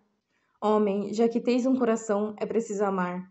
E conforme amares, bem ou mal será feliz ou infeliz. Diz-me, a quem amarás, pois? O amor é feito para o belo, e o maior amor para o mais belo, e o soberano amor para o soberano belo, qualquer criança compreenderia. Que insensato poderia negar? É, pois, uma loucura manifesta, e de todas as loucuras, a mais louca recusarmos o amor a Deus que nos procura. Que esperamos nós? Quereremos não o amar jamais? Ou amá-lo algum dia? Jamais quem o poderia dizer? Jamais. Quem o poderá mesmo pensar? Mas, se o queremos amar algum dia, quando virá esse dia? Por que não será o presente? Que graça, que privilégio tem esse dia? Que esperamos para que o consagremos entre todos os outros, dando-o ao amor de Deus? Sim, todos os dias pertencem a Deus, mas nós somente temos um, que nos pertence e é o que se passa. E então, queremos dar sempre ao mundo o que temos e a Deus o que não temos? Pálida, bela, com a serenidade dos neófitos sinceros, Teia meditava sobre as palavras, repletas de brandura e amor, de Jesus Nazareno. Amai vossos inimigos, fazei bem aos que vos odeiam, orai pelos que vos perseguem. Não julgueis e não sereis julgados. Perdoai, sereis perdoados. Sede misericordiosos, como o vosso Pai Celeste é misericordioso. Dar vale mais que receber. O que se humilha será elevado. O que se eleva será humilhado. Repassadas de imensa comiseração, e que, apesar do volver dos séculos, ainda exalam o perfume do sopro divino que passou pelos lábios do homem-deus, trazem um cunho imortal, que penetra na alma, abala a consciência e converte-a. Daí ajoelhou-se, curvada, humilde, ante esse Deus de amor e esperança, que lhe enxugaria as lágrimas, consolando-a, meigamente, das dores sofridas na terra, e o adorou. Esse Deus piedoso que na eternidade lhe daria o seu amado Maurício, sempre risonho, feliz, confiante, na posse completa da identificação de suas almas. Ah, Maurício, Maurício, como te amei! Quanto pudeste sobre mim e quanto padeço! Exclamava banhada em lágrimas. E ele, o que sentia? O que fazia enquanto a mísera mulher passara por tantas transformações? Amava, sofria, morria. Guardara no íntimo do peito as mortas esperanças, as mentidas ilusões, as enlutadas alegrias, com o piedoso carinho com que guardamos preciosas relíquias, um tanto desbotadas pela frequência de fervidos beijos. Sufocara sua ternura, afivelara ao rosto a máscara da impassibilidade. Olhava indiferente para essa criatura, junto da qual seus joelhos se dobravam. Tinha coragem de se envolver, maquinalmente, nas materialidades da vida e só retomava a sua individualidade no retiro de seus aposentos, longe de todas as vistas. Então, padecia atrozmente, e dando maior expansão ao pesar e ao desalento, maldizia-se e chorava como precito. Com extrema volúpia, verificava os progressos de uma afecção cardíaca pelos avisos do pobre coração, que tanto lutara e que inchava magoando-se no âmbito do peito, que o continha. Às vezes, sentindo a vertigem toldar-lhe a vista, entrava precipitadamente em seu quarto e caía no chão, não tendo tempo de alcançar o sofá ou o leito. Todos ignoravam essas quedas, em que se pisava e que o podiam matar mais depressa. Pálido e abatido, erguia-se com indefinível sorriso, prevendo na falta de equilíbrio de sua natureza a aproximação de um fim, pelo qual ansiava. Entretanto, não era um espírito romântico, mas um homem grave, altivo, profundamente apaixonado pela mulher, a primeira que lhe fizera pulsar o coração, e na qual, desgraçadamente, encontrara uma existência afanada, uma alma grande e nobre, porém ferida por amargas desilusões. Em muitas ocasiões sentia ímpetos de acariciá-la, de abrandá-la com sua ternura, mas lhe embargava o orgulho, ainda ressentido do gesto significativo com que a moça o repelira, nessa noite nefanda do seu casamento. Temia encontrar naqueles olhos soberanos a centelha do desprezo ou fuzilhada a cólera. Preferia, pois, agonizar eternamente a ter a nova decepção. O mísero coração doente perdera a faculdade intuitiva. Não adivinhava o amor infinito que atormentava a adorável Déia. Cegos, um pelo outro, morreriam por não se verem. Capítulo 11. 5 anos passaram por Julieta, mudando-lhe o sentir, tirando-lhe a infantil alegria, dando-lhe a precoce gravidade dos que lutam e sofrem. O casamento fora o abismo, onde todas as suas esperanças se sumiram, deixando-a atônita e pesarosa. Tratou-o a Cesário de Castro como a uma nova amante, de cuja frescura e mocidade usou e abusou, saciando-se depressa e voltando aos antigos hábitos de jogador e dissoluto, sem mesmo se lembrar que deixava só em casa a uma jovem digna de todo carinho e amor. Imbecil, trocava o afeto sincero, leal, da mulher pelos sorrisos fingidos e muito caros dessas criaturas, que não conheceriam mais, desde o momento em que não lhes dessem dinheiro. Como a verdade cega os homens. Nada veem e muitos se admiram. Quando os abandonam às cocotes, em quem julgam encontrar afetuosos sentimentos e que sabem aplicar-lhes maravilhosamente a pena de talião, ferindo-os com as mesmas armas com que eles ferem as mulheres a quem desposaram, cabendo às tristes solitárias do lar o obter a vingança das mãos das folgazãs do vício.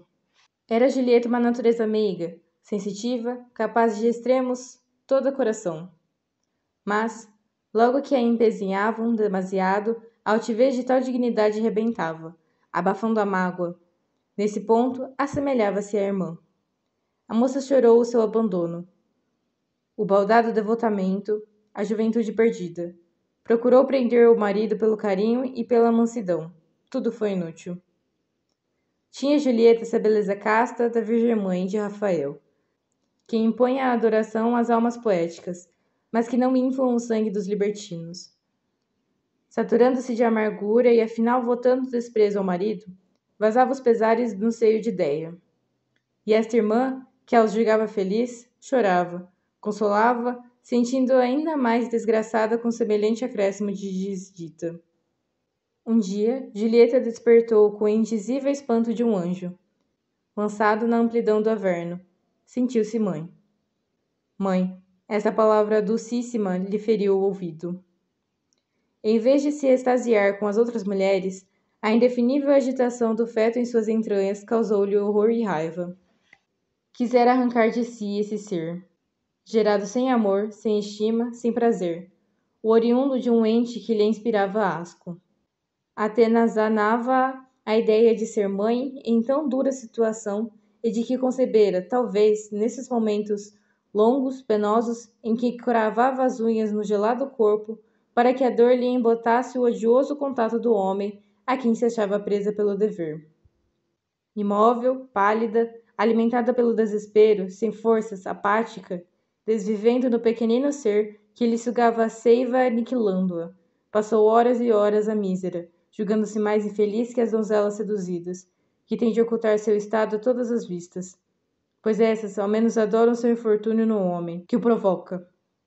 Entretanto, ela podia mostrar-se a todos, tudo em si trazia o selo da legitimidade, mas sua carne honestíssima repudiava o fruto de suas torturas, como de uma desonra, contra que nem tivera supremo recurso das violentadas, não pudera gritar, nem lutar.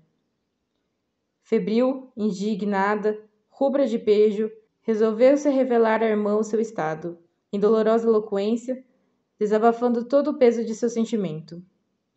Pela conformidade de suas naturezas irmãs, Déia compreendeu, afagou-a, falou-lhe no passado, relembrando cenas da infância.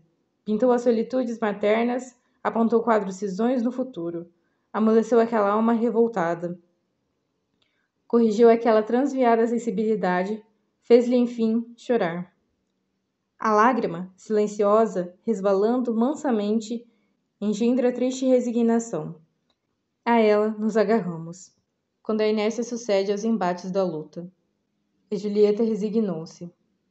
Sentindo as lacinantes dores do parto, julgou-as mortais e esperou morrer com o filho, que a matava.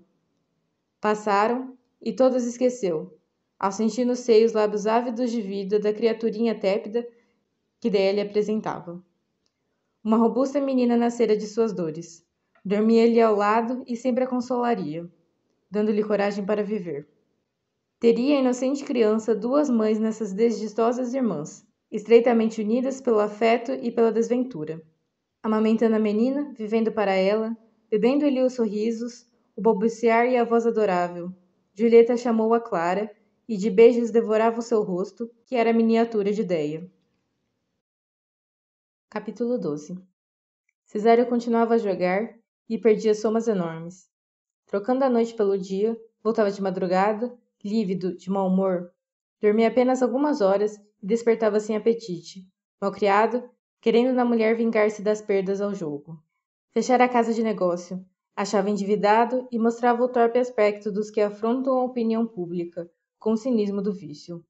Enojada, Julieta quis divorciar-se, mas ele ameaçou tirar-lhe a filha e por isso a mísera mãe sujeitou-se a viver ainda sob o mesmo teto e até lhe dava parte do dinheiro que recebia da irmã.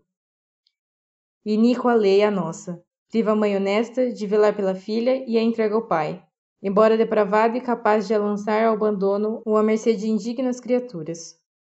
Déia tinha, mensalmente, 500 mil réis para alfinetes.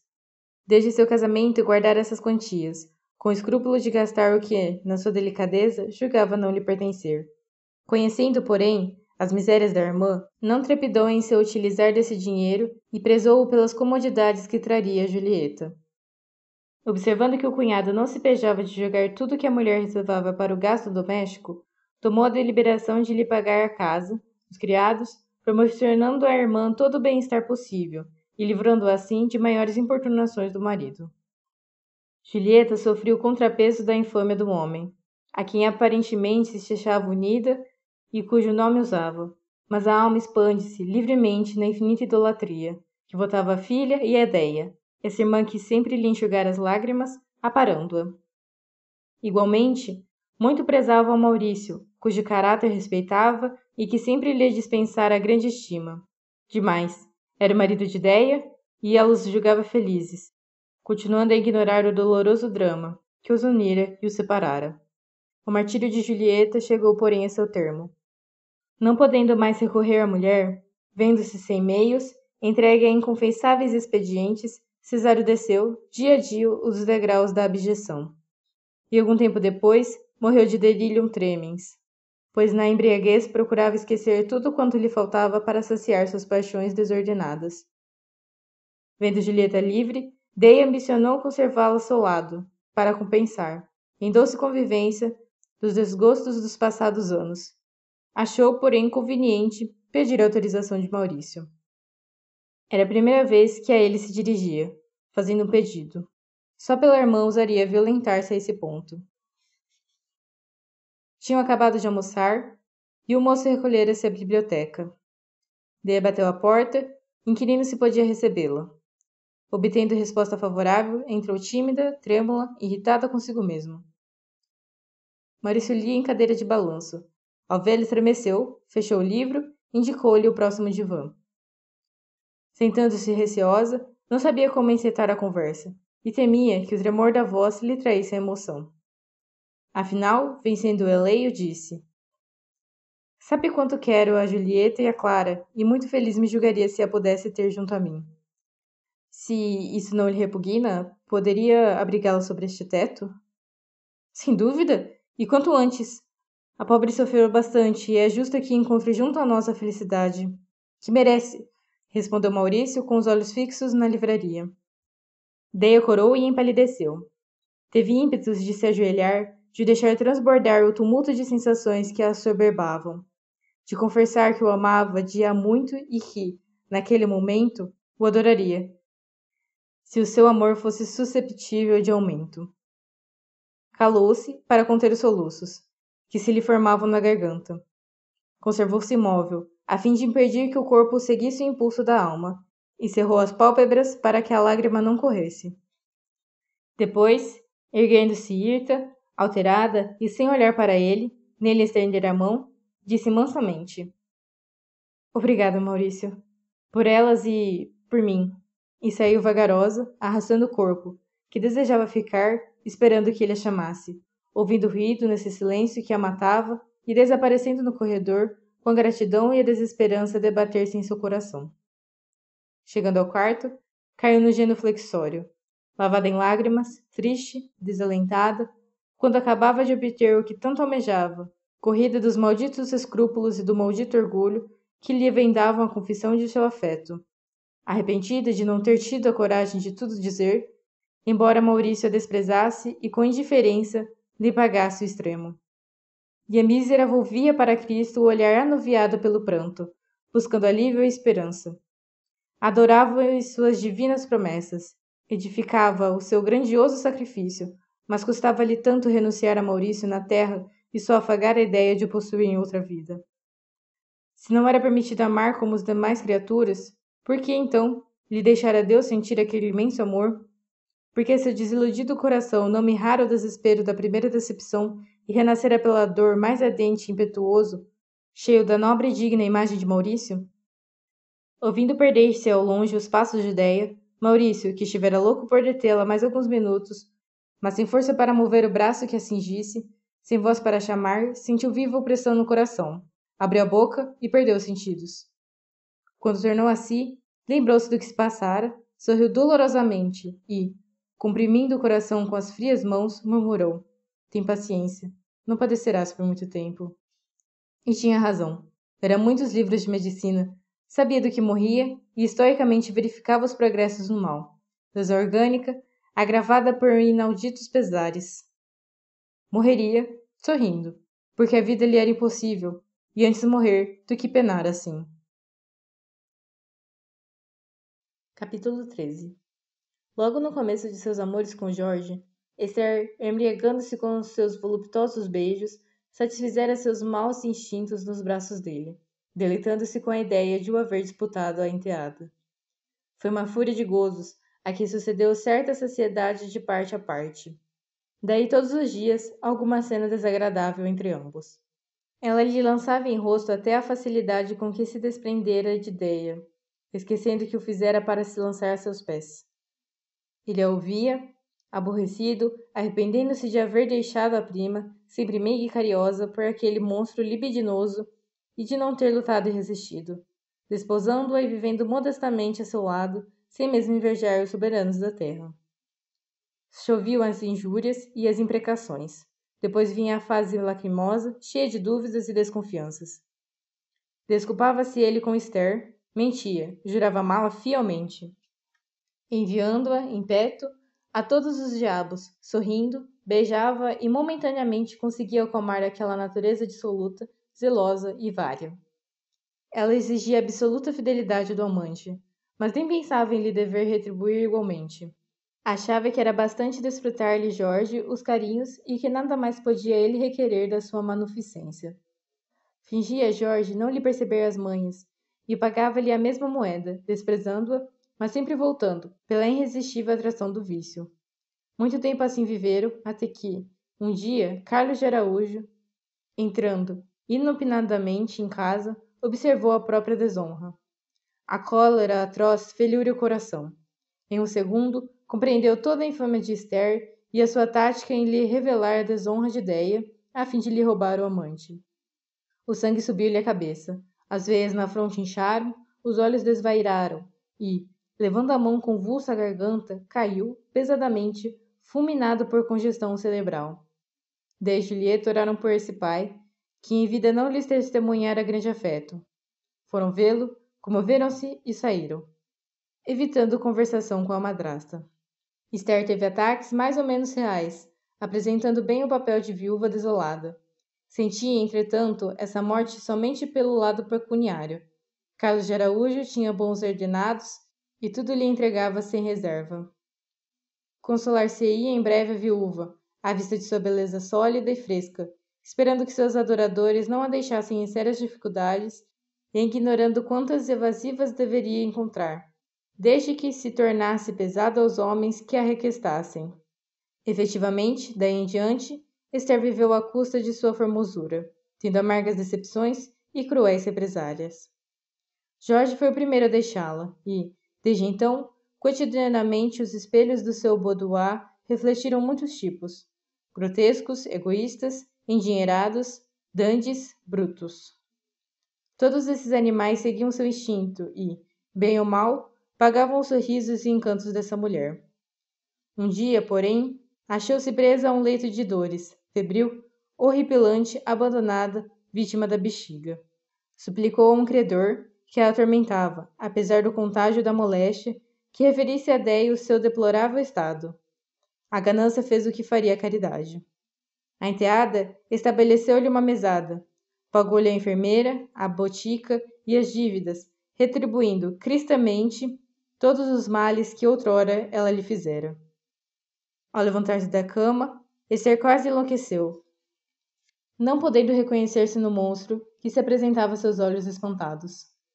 Seu coração, sem moral, nascida para o vício, entregou-se ao que há de mais baixo. Despachante de uma casa importante, George roubou, escandalosamente, grandes quantias, de conivência com a conferente da porta. Descobertos, foi ele expulso, o outro demitido, e ambos processados, servindo seus nomes de pasto à maledicência, infamados para sempre. A sorte vingara a pobre ideia dos dois motores de sua desgraça. Mas ela sofria tanto e por tal forma os desprezava que nem se pôde regozijar por esse resultado. Demais, sua grande alma desconhecia essas mesquinhas satisfações, em que o vulgo se espoja. Capítulo 14. Amava Maurício a todos que Déia amava e votou profunda afeição à pequena Clara.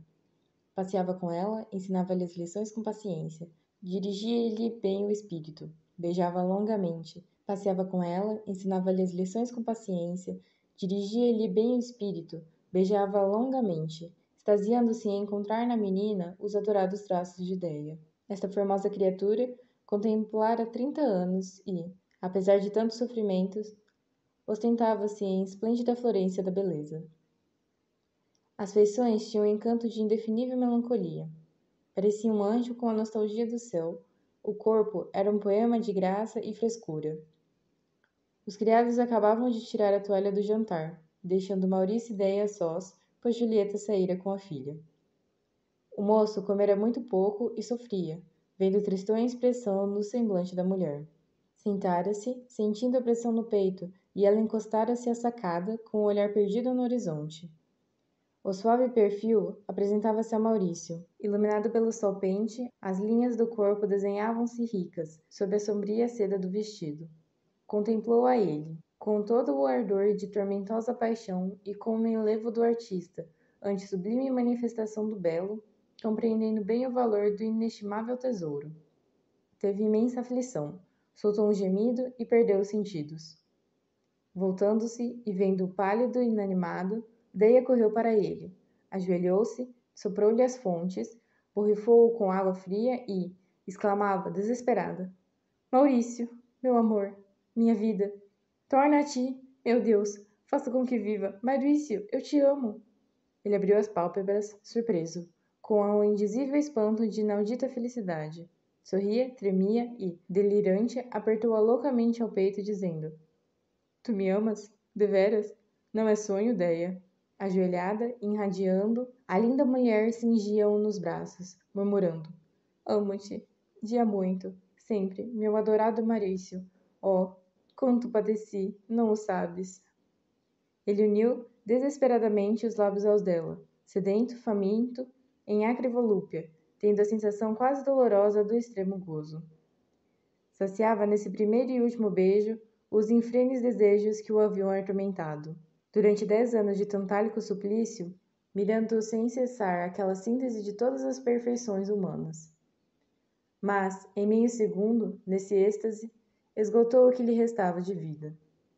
Afastando de si a mulher, ergueu-se hirto, dando com os braços em busca de ar e, pesadamente, caiu, para não mais se levantar. Pela transfiguração e imobilidade do marido e pela angústia que a pungia, Déia anteviu que ele havia morrido. Chamou os criados, fez vir médicos, louca, entre horrível delírio. A morte era uma realidade que forçoso foi reconhecer. Ao entrar em casa, Julieta viu o quadro desolador. Chorou amargamente o querido morto, quis velá-lo também, mas cedeu às instâncias de Déia, lívida, desvairada, ordenando-lhe que a deixasse só com o corpo de Maurício. Todo de preto, repousava Maurício no caixão. Sua bela fisionomia, empalidecida, tinha serena expressão, quase feliz. A morte o surpreendera, no momento mais venturoso de sua existência, e tão rápida fora que a dor não pudera suplantar a alegria, que o inundava, conservando o rosto o reflexo de sua íntima ebriedade. Deia passou a noite inteira a olhá-lo, a beijá-lo, a dar ao morto o que não ousara dar ao vivo. Beijou-lhe os frios lábios, a ponto de enregelar os seus. Apertou-lhe as mãos até amorná-las. Chorou, blasfemou, orou, sorriu, como se a pudesse ver. Às vezes, desesperada, caía junto a ele, dizendo: Oh, Maurício, tudo me deste, e eu nada te dei. Quando padecia, tu também eu o ignorava. Ah, se tivesse adivinhado, como corria a teus braços. Tu me amavas e morreste? E eu não posso morrer, Maurício. Tornarei a ver-te algum dia. Haverá a eternidade. Oh, meu Deus, dá-me fé. Faz-me esperar esse supremo consolo. E, brandamente, passava os dedos pelos cabelos do moço, cantarolando em voz rouquenha plangentes endechas, como se o acalentasse, e até julgando vê-lo respirar, quando essa ilusão provinha do cansaço de seus olhos febris. Ao fecharem o caixão, perdeu os sentidos. Abateu-se profundamente, durante muitos dias, ao ponto de Julieta, que lhe havia colhido do corredor o amargo segredo de sua vida com Maurício nos monólogos e exclamações noturnas junto ao cadáver, recear que ela também morresse. Entretanto, no meio de sua dor, Deia ordenou que ninguém entrasse nos aposentos do marido. Ainda convalescente, sem forças, arrastando-se quase, abriu pela primeira vez a porta que comunicava o seu boudoir com o quarto de Maurício. Andou, respirando apenas, e entrou nessa parte da casa que desconhecia completamente.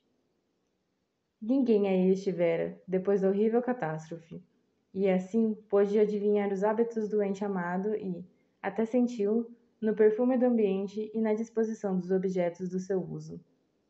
Esse gabinete servia para fumar e repousar. Continha quadros de alto preço, divãs, cachimbos, curiosidades e uma secretária de ébano esculpido. Seguia-se o quarto de cama, arejado, com janelas para o jardim, estando o leito intacto, porque Maurício não dormira na véspera de sua morte, o que muitas vezes lhe acontecera, passando as noites sentado sem poder respirar. Deia olhava para tudo, com os olhos inundados de lágrimas, tateando os móveis, a roupa, as cortinas, absorvendo quanto possível o que lhe restava de Maurício. No gabinete, abriu a secretária com religioso recolhimento, na esperança de encontrar alguma coisa que lhe falasse daquele triste amor e daquelas abafadas angústias. Havia, no segundo compartimento à esquerda, um álbum negro com fechos de aço. O coração pulsou-lhe fortemente, passou a mão pela fronte, desprendeu os fechos do livro e leu. Era a narração das dores sufocadas, durante dias, meses e anos, irrompendo, no silêncio da noite, quando a alma, a sós consigo mesma, rejeita os véus que a encobrem e mostra-se em sofredora nudez. Capítulo 15. Entre outros lamentos, havia os seguintes. Faz hoje 1 mês que te conduzi a esta casa, com alegria no coração, cheio de esperança. Ó Deia, por que não terei a força de te odiar ou esquecer? Que prestígio é o teu? Bela, adorável criatura! Apesar de tuas palavras destruírem o meu futuro, admiro tua lealdade e choro esse amor que me recusas. Às vezes, quase lamento a tua confissão. Preferiria ser iludido se me amasses. Que horrível covardia! Tens a febre dos divertimentos. Vais a toda parte, com frenesi, busca os prazeres. O que procuras, pobre mulher? Esquecer antigos pesares? Afogar em caprichosa leviandade a vida que te pesa? Mísera, não o faças. Vê a tua suprema beleza e tem dó de ti mesma.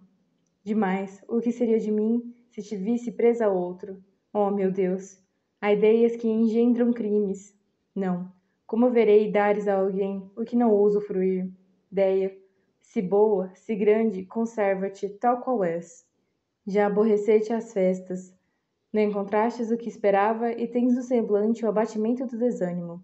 Sofres, querida, e esse teu sofrer quase me alegra. Por quê? Acaso recearia eu a influência de outro e qualquer homem? Sim, desgraçado, cheguei a esta medonha extremidade. Hoje casou Julieta. Possa lhe encontrar a felicidade que merece. Como estava formosa, Déia. Receei tanto que não te saísses bem na discussão filosófica e, ouvindo-te, extasiei-me. És a mulher que sonhei. Beleza, talento, sentimento, tudo tens. Admiro-te, mais que todos e menos que eles te vejo, ouço e falo. Invejam-me talvez, e, no entanto, a vida daria para estar, às vezes, no lugar que ocupam ao teu lado. Oh, que terror senti, quando os cavalos se espantaram e nada foi em comparação ao que me causou o teu contato. Tive-te, nos braços, tépida, perfumosa, curtos momentos e como padeci. Que sensações, que dolorosa volúpia! Amo-te com a beatitude de uma alma cativa, mas, a teu calor, senti que era homem e admirei o meu heroísmo em te fugir. Sublime criatura, feita de luz e frescura, não calculas o que a tua vista provoca de tormentosos desejos? Como escutei ansioso, no silêncio da noite, se para mim te movias, se o magnetismo do meu sentir fizesse palpitar o teu corpo celeste. Nada. No escuro corredor, nenhuma sombra, nenhum suspiro, nenhuma esperança. Ah, se me amasses, teria vindo, e eu aqueceria tuas mimosas mãos com a febre de meus beijos. Que insensatez! Há tanto tempo que espero, nada vejo e continuo nesta angustiosa expectativa de passar para ti um pouco do meu amor. Às vezes, me parece impossível que este infinito afeto não ecoe em teu coração, Déia. Ama-me, uma hora apenas, contentar-me-ei, juro-te. Dói tanto assim viver sem uma esperança. Ó Déia, não te amaldiçoo, não. Nada fizesse para que eu tanto te amasse. Apareceste e me ofuscaste. Sofro muito, porém, consola-me a ideia de que, se não me amaste, por ninguém sentiste atração e morro tranquilo. Sim, morrerei, em breve. O pobre coração estala, não podendo resistir ao que o magoa. Dói-me pensar que não te lembrarás de mim, e, no entanto, levo-te comigo. Em tua existência nada fui, um mal ou um estorvo talvez. Perdoa-me, muito te amo. Amo-te, a ponto de me tornar crente e de esperar a eternidade contigo em outra vida. Déia, lembra-te de mim, tu que lastima os pássaros mortos no inverno e as flores sepultadas na neve. Vieste à biblioteca, onde eu estava. Um raio de esperança encheu minha alma, ouvindo-te a voz grave, melodiosa, capaz de acalmar todos os furores. Falaste-me como a um indiferente, receando uma recusa, como se meu cérebro pudesse formular qualquer oposição aos teus desejos. Não, amada criatura. Tudo quanto quiseres, quero e folgarei com a vinda de Julieta e Clara. São caras a tua alma e, por conseguinte, a minha também. É claro o meu consolo, o meu passatempo. A ingênua criança parece compreender o que tanto a ela me prende. É a tua miniatura, Déia. O mesmo olhar, sem a melancolia das decepções. A boca igualmente rosada, sem a amarga expressão. É, enfim, a Déia feliz, risonha, que quiser estreitar nos braços. Déia, há 10 anos que te vejo todos os dias, que ouço tua voz, sem saciar meus olhos nem meus ouvidos. 10 anos?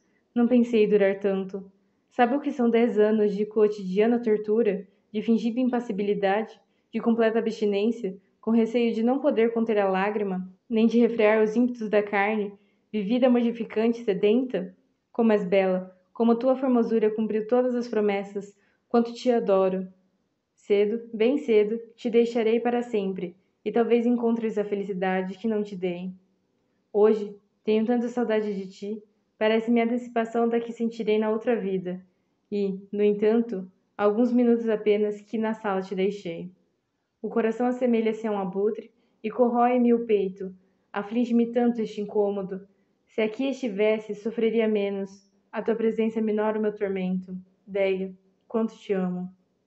Estas linhas não passarão por teus olhos. Queimá-las-ei quando se avizinhar a morte. Para que conheceres a dor daquele que te era indiferente e que sempre te amará? Se pudesse fruir a delícia de teus beijos, embora morrendo.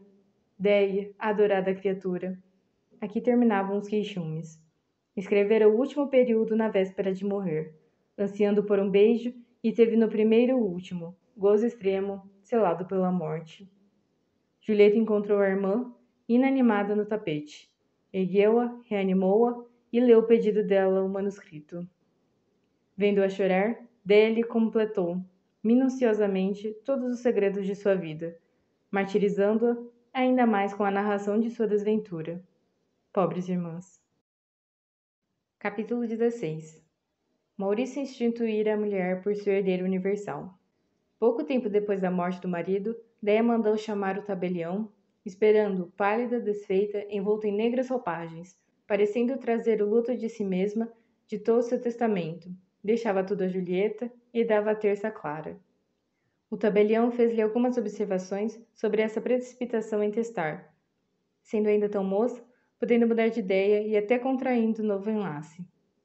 Ela sorriu dolorosamente e, com bondade, disse: Meu amigo, olhe bem para mim.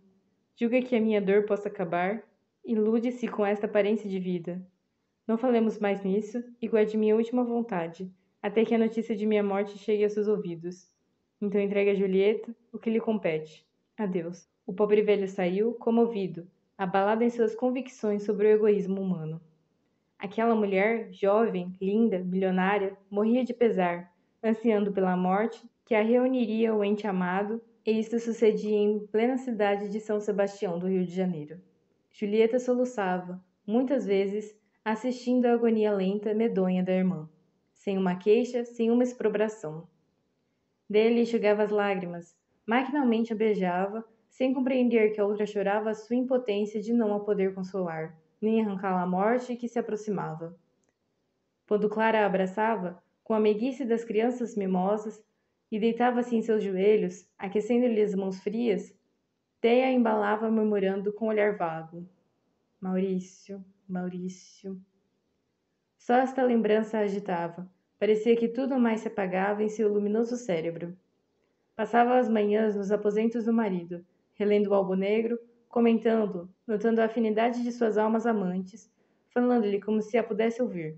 Um dia, Julieta sentiu tamanho desespero, que tomou as mãos da irmã, ajoelhou-se e, prorrompendo em pranto, disse: Déia, tu não me amas, tu não me amaste, queres morrer, queres deixar-me. Foste para mim um anjo de consolação, desde a infância e, agora, nem consentes que me lamente, que padeça por não te poder fazer viver. Oh, adorada irmã, vive! O que será de mim quando te perder? Vive, tem compaixão do meu pobre coração. Déia lhe apertou meigamente a cabeça, beijou-a nos olhos, na face, no colo, como outrora, e disse: Julieta, muito te amo, porém não posso mais viver. É impossível.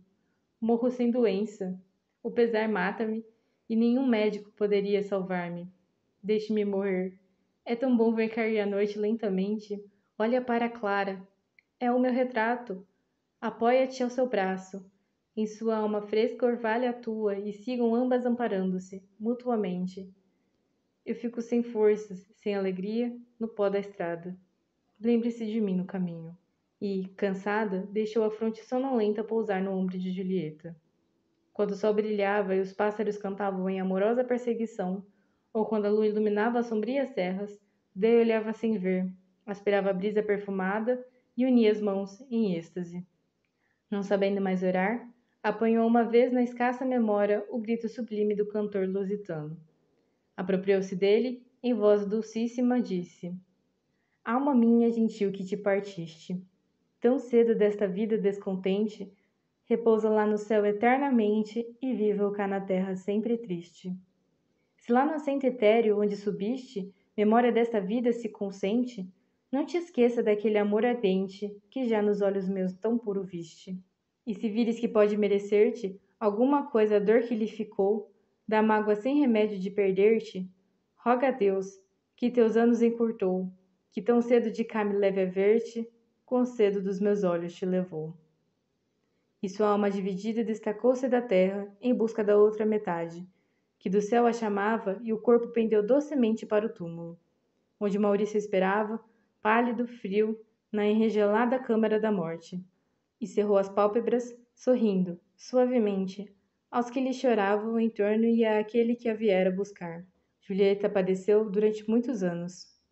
Um dia, em que orava pela irmã, Clara a beijou com ternura, estreitando-a nos braços. A mãe enxugou os olhos fastigados, suspirou e disse: Ah, minha filha, ainda me restas. Obrigada, meu Deus. E, pálida, alquebrada, apoiou o seu braço tépido e roliço da donzela, procurando reconfortar-se nessa alma cheia de pureza e esperança. Fim. O audiolivro que acabou de ouvir foi gravado e editado por Carol Caetano, estudante de audiovisual da Universidade de São Paulo, como complemento do projeto Um Lugar na Estante, idealizado por Bárbara Caetano, estudante do curso de graduação em design da Universidade Federal de Uberlândia, e não possui objetivos comerciais.